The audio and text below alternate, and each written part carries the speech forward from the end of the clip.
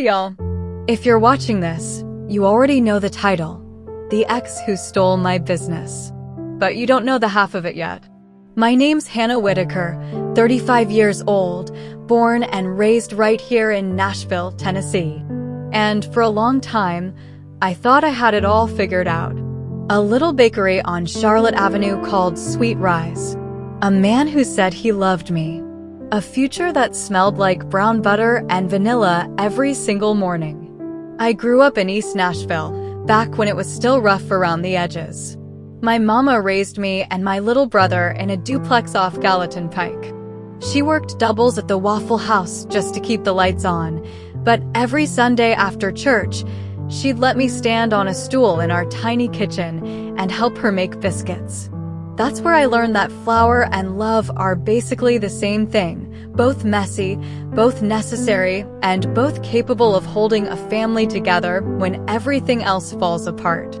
By 25, I'd saved every tip from waitressing, every birthday check from my grandma, and put myself through a 6-month pastry program at the community college. I wasn't trying to be some fancy chef. I just wanted to make the kind of desserts that made people close their eyes and remember being 8 years old again. That's when I met Mark. He came. He walked into the diner where I was slinging coffee at 6 a.m., wearing a pressed shirt and a smile that made the whole room tilt. Said he was a business consultant, helped restaurants turn profit. Told me my lemon chess pie should be in a glass case, not hidden under a plastic dome. I laughed.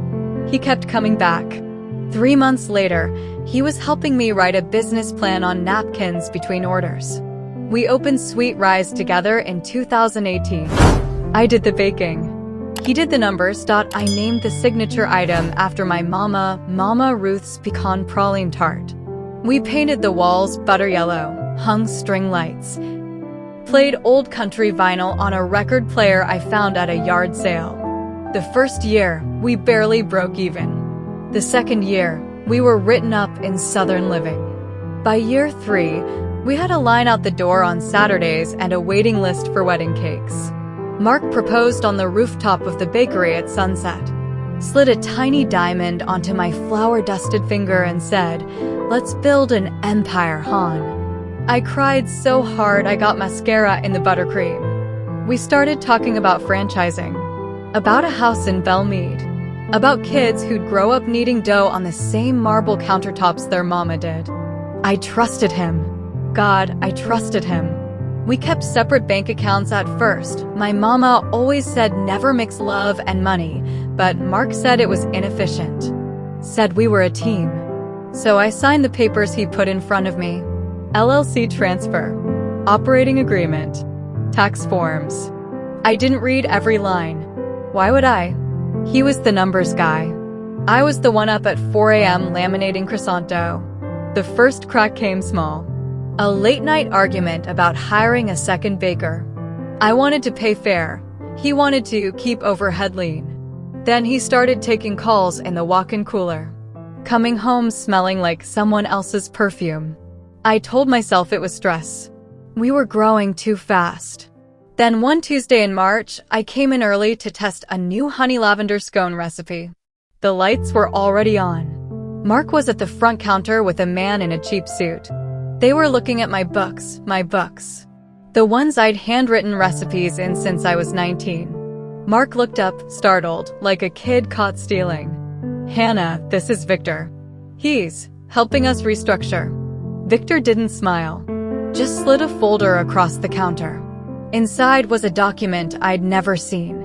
My signature at the bottom of every page. Transfer of sole proprietorship. Effective immediately. Sweet Rise was now 100% owned by Mark T. Ellison. I laughed at first. Thought it was a joke. Then I saw the date. 6 months earlier. The night we'd celebrated our best quarter ever with champagne and sex on the prep table. "You forged my signature?" My voice cracked like dropped porcelain. "No," Mark said, too calm. "You signed it. You were drunk. I told you it was for a loan." I lunged for the folder. Victor stepped between us. Mark's hand was on my arm, gentle, Like he was still the man who'd carried me over puddles after rain. Hannah, listen. The business was drowning. I saved it.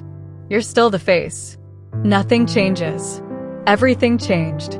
By noon, the locks were changed. By 3 p.m., my name was off the website.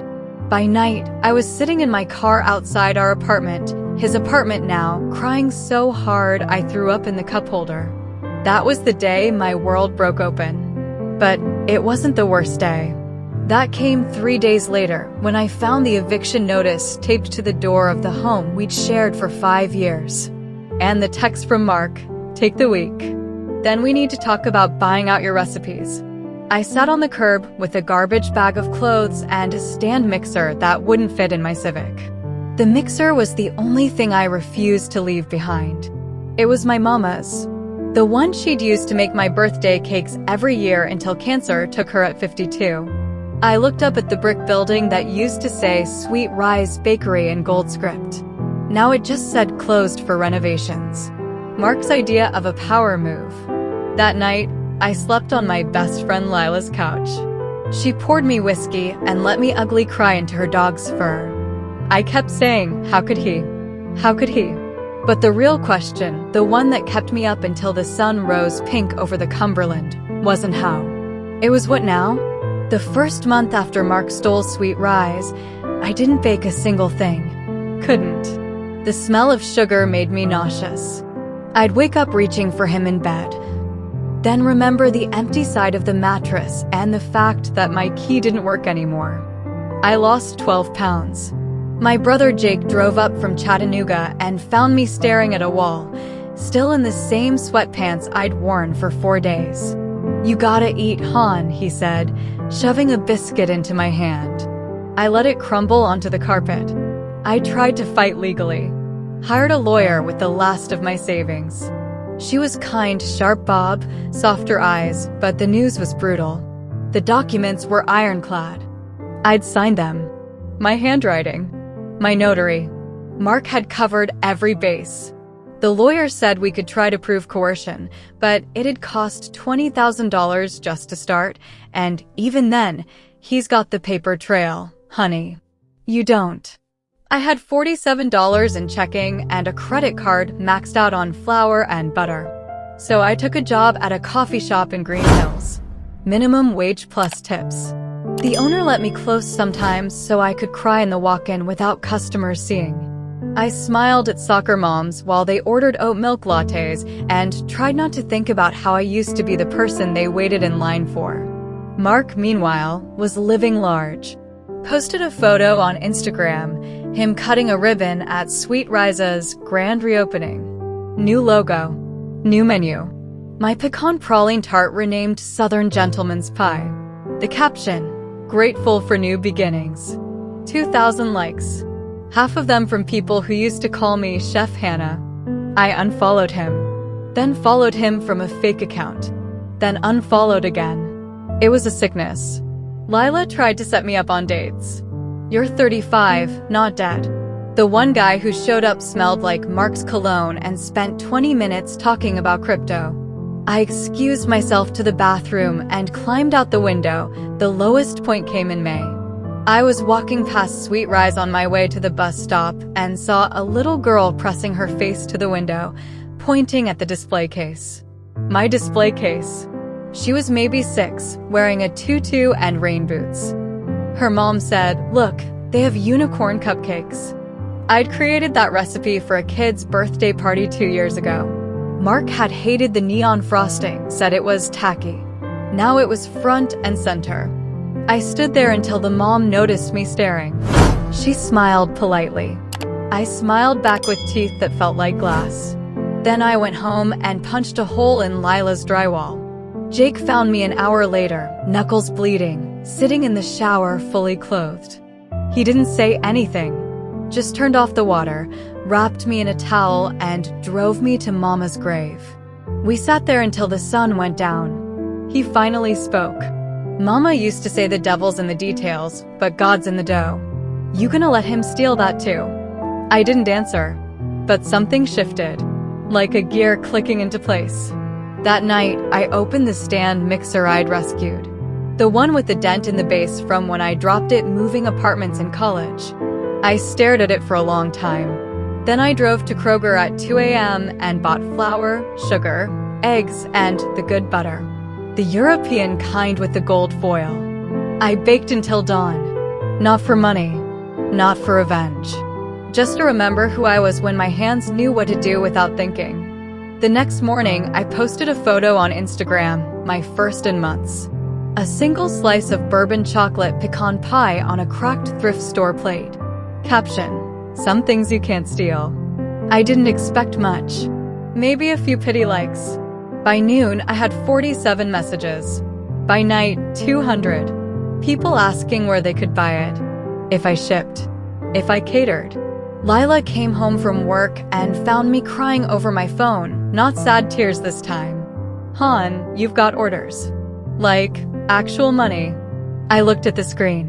$1,200 in Venmo requests. For pie. I laughed until I couldn't breathe.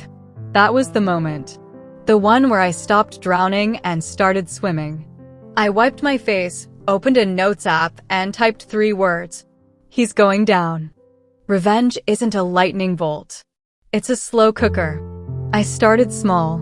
Kept the coffee shop job for rent money, but every night after my shift, I baked. Lila let me use her kitchen if I paid for ingredients and cleaned up. I set up an Etsy shop under the name Whiskey and Whisk, a nod to Mama's 2 favorite things after Jesus. I sold slices in mason jars, shipped in dry ice. $15 a pop. People went nuts. By July, I was pulling in $4,000 a month. Enough to move out of Lila's spare room and into a studio apartment in Wedgwood, Houston. The place smelled like curry from the Indian restaurant downstairs, but it had a 6-burner stove and a window that faced east. I hung Mama's apron on a nail by the door and got to work. Step 1, Intel. I created a fake Instagram for Bailey Carter, a 28-year-old food blogger with a rescue dog and a thing for charcuterie boards. Followed Mark. Followed Sweet Rise. Liked every post. Commented heart emojis. He followed back within a week. Through Bailey, I learned things. The renovations had been a loan $150K at 18% interest from a guy named Victor. Same suit, different tie. Mark was behind on payments. The unicorn cupcakes were a flop, kids loved them, but the neon dye stained everything. Reviews were slipping. Overpriced. Inconsistent. Missed the old magic. I screenshot everything. Step 2, product. I spent a month perfecting a new signature item. Something Mark couldn't copy. Something that would haunt him. I landed on a pie flight, 3 mini pies in a wooden crate. Bourbon chocolate pecan, Tennessee whiskey apple, and a rotating seasonal. I sourced local honey, small batch bourbon, heirloom apples from a farm in Arrington. Every ingredient had a story. I printed the stories on the boxes. I launched a website. Hired a kid from the coffee shop to do TikTok videos, close-ups of lattice crusts, ASMR pouring of filling, my hands, scarred from ovens, shaping dough. No face, just voice. Low, steady Southern. This is what love tastes like when it's earned. The first video hit 100K views in 48 hours. Orders crashed the site. I had to upgrade servers. Step 3, leverage. I joined a women's entrepreneur group on Facebook. Posted anonymously about hypothetical business theft. Got connected to a retired judge who'd seen it all. She told me about something called a UCC filing. Mark had used Sweet Rise as collateral for that loan. If he defaulted, the bakery could be seized. And Victor? Not a bank. A private lender with a reputation for creative collection methods. I started saving every penny. Opened a business account under Whiskey and Whisk LLC. Deposited cash tips in rolls of quarters so they wouldn't trace back to the coffee shop. I was a ghost with a goal. But doubt crept in at night. Was this crazy? Was I becoming the monster? I'd lie awake listening to the curry smell seep through the floorboards and wonder if Mama would be proud or horrified.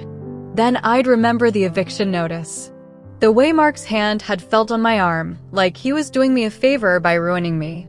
I bought a whiteboard, wrote a timeline in dry erase marker. Build brand, 6 months. Secure commercial kitchen, 3 months. Expose loan default, when? Buy sweet rise at sheriff's sale. Salt the earth, figuratively. I starred number 4. That was the end game. Not just to win, to take back what was mine and make him watch.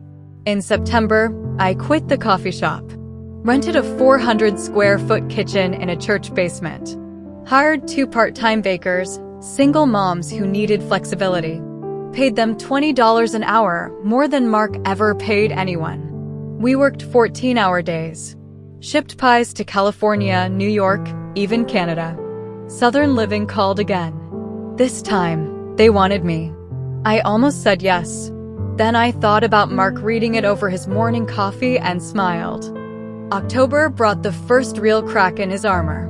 A review on Yelp, 5 stars for Whiskey and Whisk, 1 star for Sweet Rise in the same breath. Used to love this place. Now it's all flash, no soul. Get the pie flight from at Whiskey and Whisk instead. I printed it, taped it to my whiteboard. November, I catered a wedding for a country singer's daughter. 300 guests. The bride requested my pies instead of cake. Mark was there, catering the bar. I wore a black apron, hair in a bun, no makeup. He didn't recognize me until I handed him a slice of bourbon chocolate pecan. His face went white. Hannah? I smiled, sweet as praline. It's just business, Mark. He tried to talk to me after. Cornered me by the dessert table. This is getting out of hand. We could partner.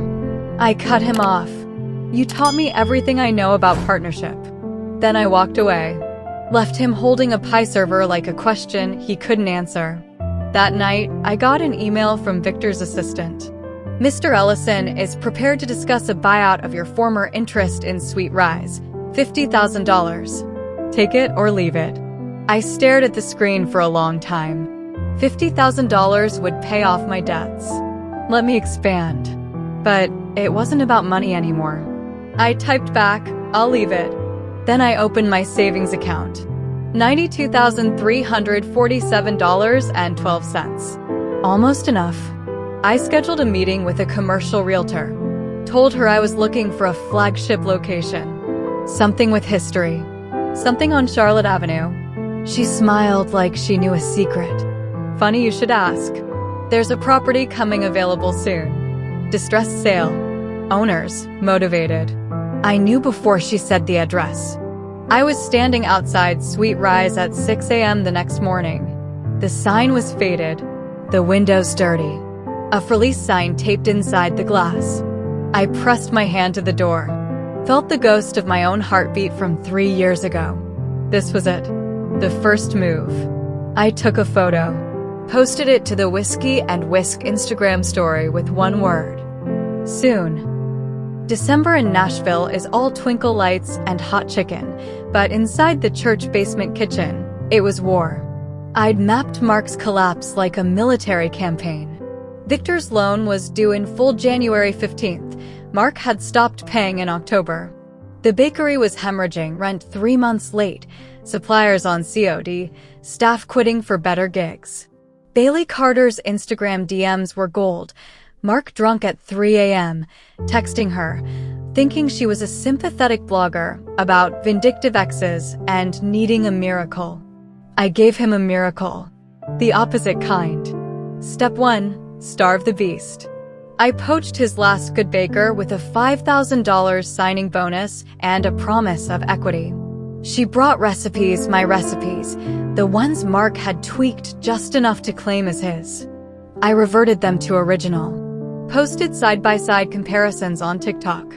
Left, what love tastes like. Right, what greed tastes like. The video got 2.1 million views. Sweet Rise's Google rating dropped to 2.8 stars. Step 2. Flood the market. I partnered with every brunch spot in East Nashville. Whiskey and Whisk pie flights on every menu. Buy one, get a coupon for your next purchase at our soon-to-open flagship. I printed 10,000 coupons. Paid college kids to hand them out at Titans games. Step 3. The kill shot. January 10th, I got the call. Sheriff's sales scheduled for January 20th. Sweet rise, equipment included. Starting bid $80,000. Appraised at $250,000 6 months ago. I had $118,000 saved. Took out a small business loan for the rest, 5% interest, because my credit I had $118,000 saved. Took out a small business loan for the rest, 5% interest, because my credit was spotless and my projections were insane. The bank manager shook my hand like I was a miracle. January 19th, I walked into Sweet Rise one last time as a customer. Mark was behind the counter, sleeves rolled up, hair greasy. The place smelled like burnt sugar and desperation. One customer in line. He saw me and froze. I ordered a Southern gentleman's pie. Paid with it $20 and told him to keep the change. Took one bite in front of him. Spit it into a napkin. Need salt, I said. He started to speak. I was already walking out. January 20th, 9 a.m. Davidson County Courthouse steps. Freezing rain. I wore Mama's old camel coat and the boots I'd bought with my first Sweet Rise profit check. Victor was there in a fur collar, looking like a Bond villain. Mark stood beside him, hands in pockets, eyes on the ground. The auctioneer started at $80,000. Victor bid $90,000. I raised my paddle, $120,000. Victor went to $150,000. I went to $180,000. He hesitated, looked at Mark. Mark shook his head. Sold. To Hannah Whitaker for $180,000 cash. I signed the papers with the same pen I'd used to sign away my life 2 years ago. Mark tried to approach me in the parking lot. Rain streaked his face, or maybe tears. Hard to tell. You won, he said. Voice like gravel. No, I replied. I just took back what was mine. He opened his mouth, closed it, got in his truck and drove away. That night, I stood in the empty bakery. Dust motes in the air like ghosts. I ran my hand over the marble counter, scarred now, but still cold and smooth. I opened the display case. Still had a unicorn cupcake inside, frosting melted into a sad purple puddle. I took it out, placed it on the counter, smashed it with my fist. Then I called my team. We open in 2 weeks. The grand reopening of Sweet Rise, my Sweet Rise, was February 14th, Valentine's Day. Poetic justice. We painted the walls sage green. Hung new lights, Edison bulbs, warm and low. The record player was back, spinning Patsy Cline. I wore a red dress and Mama's apron. The line wrapped around the block at 5 a.m. We sold out of pie flights by noon. The Tennessean ran a front-page story, From Betrayal to Buttercream, how Hannah Whitaker took back her bakery. Mark didn't show. Good. Victor got his money, $180K, wired the day of the sale. He sent a bottle of cheap champagne with a note. Smart girl. I poured it down the sink. The first month, we did $92,000 in sales. Second month, $140,000. I paid off the loan in 8 months. Hired Jake to manage operations. Gave equity to my bakers. Started a scholarship for women in culinary school. But revenge has a half-life. One night in June, I was closing up alone. The streetlights buzzed outside. I was counting the till when the door chimed. I looked up, ready to say we were closed, and saw Mark. He looked small, hair thinning, shirt untucked, eyes bloodshot. I just wanted to see it, he said. The way it was. I should have called the cops. Should have screamed. Instead, I gestured to a table. Sit. He did. I poured him coffee. Black, no sugar, like he used to drink it when we'd close together at 2 a.m., planning our empire. We didn't speak for a long time. Finally, I'm sorry, Hannah. I know. I thought I was saving it. Saving us. You saved yourself. And lost everything. He nodded. Looked around at the chalkboard menu in my handwriting, the photos of customers holding pie boxes like trophies, the framed article with my face on it. I live in Murfreesboro now. Night manager at a gas station. My mom's sick. I'm trying. I felt something then. Not forgiveness. Not yet. But the weight lifting. Like I'd been carrying him in my chest for 2 years and finally set him down. You can go now, I said. He stood. Left a crumpled $20 on the table. Walked out without looking back. I locked the door. Turned off the lights. Sat in the dark with the smell of vanilla and victory. Later, I found out he'd left town for good. Headed to Florida with whatever was left in his truck. No forwarding address. I expanded to 3 locations. Started bottling my pie fillings sold in Whole Foods nationwide. Hired a PR firm. Did a TED Talk about resilience. But some nights, I still bake alone. Just me and the stand mixer and Mama's ghost in the flour dust. People ask if it was worth it. The sleepless nights. The debt. The rage that tasted like copper. I think about the little girl in the tutu, pressing her face to the window. About the way Mark's hands shook when he said sorry. About the first bite of pie I took in my new bakery, how it tasted like forgiveness and fury in equal measure. Revenge didn't heal me. It just made room for something else to grow. I kept the smashed unicorn cupcake wrapper, laminated it, hung it in the back office with a note in Sharpie. Remember what they tried to take. Sometimes, late at night, I touch it. Feel the waxy paper under my fingers. And I whisper to the dark. I baked my way back and left him with crumbs. Hope you like my life story. If yes, then hit the like button and share it your fellows. Also subscribe the channel for upcoming real-life revenge stories. Till then, stay blessed.